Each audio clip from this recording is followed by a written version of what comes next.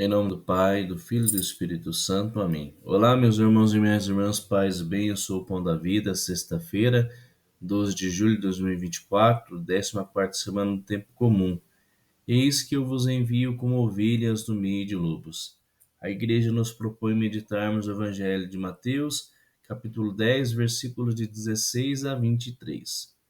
Hoje o Evangelho destaca as dificuldades e contradições que nós iremos sofrer e deveremos suportar com amor as contradições e perseguições por amor a Cristo e ao seu Evangelho. Meus irmãos e minhas irmãs, deveremos resistir com perseverança até o fim. Jesus nos prometeu que estaria conosco.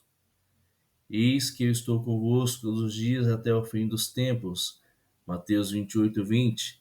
Mas ele não prometeu a nós um caminho fácil, um caminho tranquilo, sereno, mas nos prometeu um caminho que nos leva à experiência de sermos odiados por causa do nome de Jesus. E aqui, meus irmãos e minhas irmãs, nós temos duas realidades. Temos uma igreja que deve ser governada, deve ser anunciada por esse Jesus que nos deu a vida, que nos salvou. E temos também um outro mundo com uma estrutura separada de Deus por causa do pecado de Adão. Temos um mundo paralelo que nós transitamos por ele, apesar de não ser deste mundo. O nosso mundo é o céu, a terra nova, a Jerusalém celeste, mas caminhamos neste mundo, neste vale de lágrimas, onde o príncipe deste mundo é o próprio inimigo de Deus.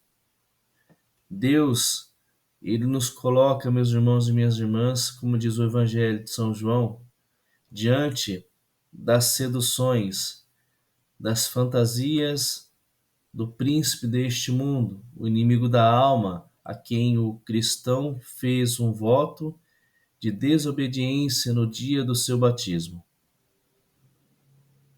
Então veja, esse inimigo da nossa alma, repito, a quem nós fizemos um voto de desobediência no dia do nosso batismo, né?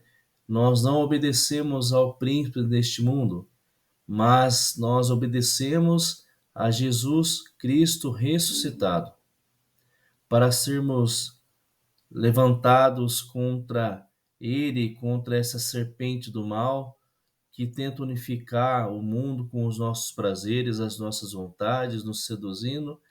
Nós precisamos viver a graça do Espírito Santo, desobedecer o príncipe das trevas e obedecer à voz de Deus, essa luz que é Jesus. Isso, meus irmãos e minhas irmãs, ela vai acontecendo na medida que nós nos entendemos como filhos, filhos amados de Deus, que estamos inseridos nessa igreja que é Cristo. Ainda assim, meus irmãos e minhas irmãs, nós podemos viver neste mundo as perseguições, as calúnias, quando nós encontramos o sentido que é Jesus. Nós não podemos contribuir, meus irmãos e minhas irmãs, e sustentar este mundo pagão. Deveremos, com toda a graça e toda a força que está no nosso coração de cristãos, olhar para Jesus, seguir Jesus, entrar nesta graça que é o Espírito Santo que habita em nós e nos fortalecemos. Nós não pertencemos a este mundo e aqui nós caminhamos ainda com essas realidades de dor e sofrimento. Não pertencemos ao mundo encardido, ao mundo concebido pelo pecado, mas nós pertencemos ao mundo, à graça, ao reino de Deus. Pertencemos a Jesus. Nós precisamos entender que essa verdadeira pátria espiritual transcende toda a barreira, todo espaço de tempo e nos leva a experimentarmos o céu aqui na terra, com dificuldades, mas essas dificuldades que nos garante o céu. Então, essa dupla cidadania que nós podemos dizer, né? Cidadãos do céu e cidadãos deste mundo, deste vale de lágrimas, deve colidir, né?